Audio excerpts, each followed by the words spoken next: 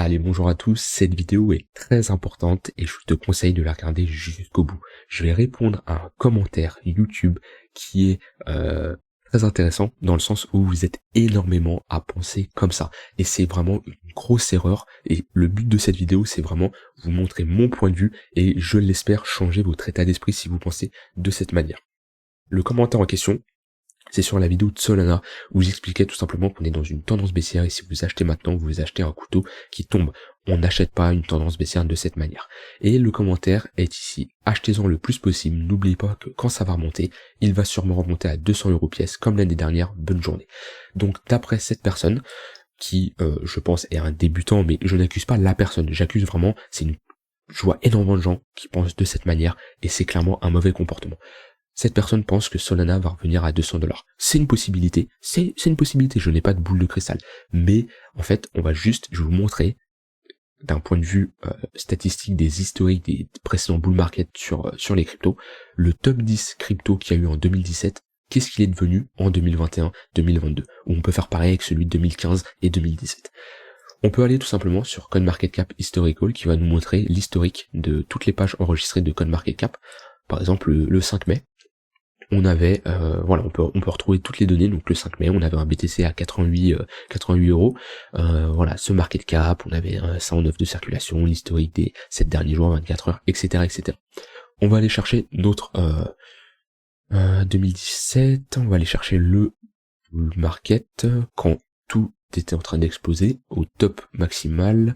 Voilà, on avait un BTC au niveau des 16 $, enfin 16 €, on va parler en dollars, c'est plus simple. Donc on était sur ce niveau de prix ici, BTC. On était ici. Ok, on était ici. Ok, qu'est-ce qu'on avait en top, le top 10 de nos cryptos? Qu'est-ce qu'ils sont devenus? On avait Bitcoin Cash, qui avait 26 milliards de dollars en capitalisation de marché. Bitcoin Cash, donc on va regarder qu'est-ce que Bitcoin Cash est devenu. À savoir que je le compare vraiment, voilà, c'était le 3e en termes de market cap, ça peut être un Atom, ça peut être un Solana, ça peut être un BNB actuellement, on est d'accord. On ne sait pas le futur de comment on va devenir ces cryptos, mais qu'est-ce qui est devenu Bitcoin Cash? Déjà, on va regarder d'un point de vue CoinMarketCap. Ok. C'est devenu... Est-ce que je peux le retrouver comme ça déjà? Tac, tac, tac... Alors... Déjà, on est passé du top 3 au top 27. Donc déjà, on a pris une sacrée claque, puisque on est passé d'une capitalisation de 26 milliards à 1 milliard. Voilà. Donc déjà, on voit la bonne évolution en 4 ans. Alors là, vous pouvez dire, ok, on est en bear market, à combien elle était à sa plus haute, mais on va quand même comparer juste l'historique. BCH USD, Kraken, il doit y avoir l'historique. Voilà, ok. Donc, on voit déjà l'évolution. C'est-à-dire que on a ici une crypto qui nous a fait un ATH en 2018 avec une performance folle, bien sûr, et elle a retracé, elle nous a pas fait de nouvelle ATH en 2021-2022. Et ça peut être une comparaison à sol. C'est-à-dire qu'on a un sol ici, qui est ici son seuil des 200 $ qui doit être atteint, et on n'y retourne jamais. On n'est jamais sûr. Et pourtant, c'était la 3e plus grosse crypto en 2017. Et si je compare, par exemple, on peut faire une comparaison avec le BTC, BLX, mise à l'échelle. Ok, là on a le BTC en pourcentage. Tac, on va mettre ça plus joli. Hop, droite. Voilà, ok, on a l'évolution en pourcentage.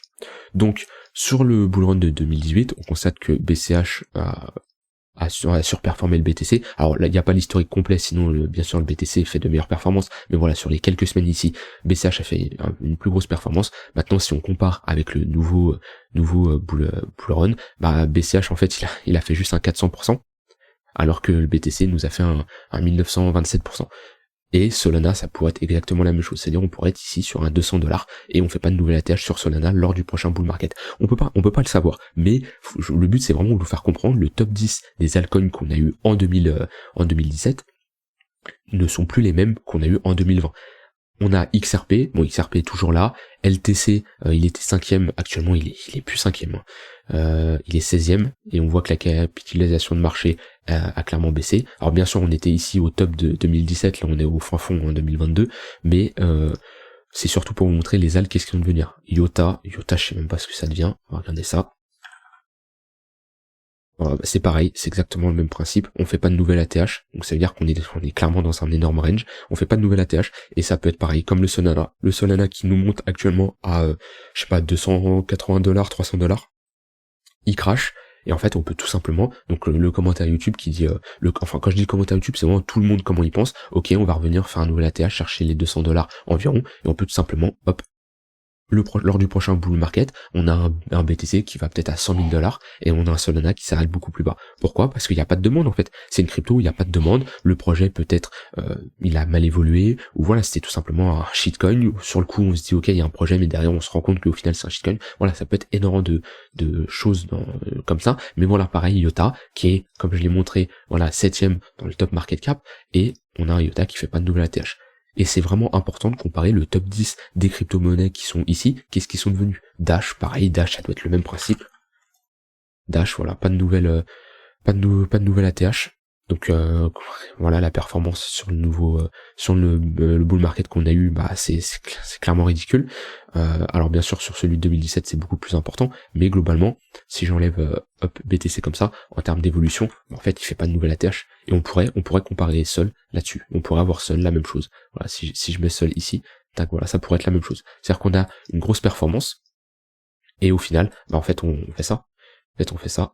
Et on fait ça, voilà, et on n'a pas notre retour au niveau des $200. Et ça c'est vraiment important de voir, de sortir ce raisonnement dans votre tête ou en mode, alors sur le BTC et Ethereum c'est encore différent parce que ça reste les kings du marché, mais sur énormément d'alt, en fait c'est plus comme en 2017 ou en 2015 où les gens ils ont juste à créer une alt et à pump parce qu'il y a énormément de demandes et il y a peu d'alcool. Actuellement on est dans une période où il y a énormément de crypto-monnaies. Et il y a trop de crypto-monnaies pour le nombre d'investisseurs. Du coup, il y a des crypto-monnaies qui vont mourir, il y a des crypto-monnaies qui vont survivre, il y a des crypto-monnaies qui vont pump, il y en a qui vont s'écrouler, mais c'est fini la période où de n'importe quelle crypto-monnaie pump. Et il y a voilà des EOS, c'est de mémoire, c'est terrible. Voilà, on casse.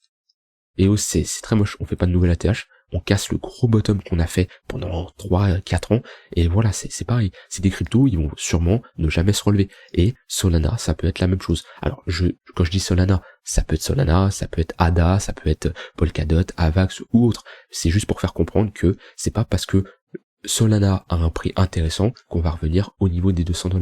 Et il y a énormément de cryptos, voilà, il y a des cryptos que je connais pas, hein. Il y a des cryptos que je connais même plus. Bon, BitConnect, j'en parle même pas. Voilà, OMG est toujours d'actualité, mais il y a des cryptos, c'est Stratis, c'est BTC, il y a des cryptos vraiment NXT de mémoire, c'est NXT. Voilà. Alors bon, ça me fait plus penser au Dogecoin, ça. J'exagère, mais voilà. Ça, c'est le genre de crypto.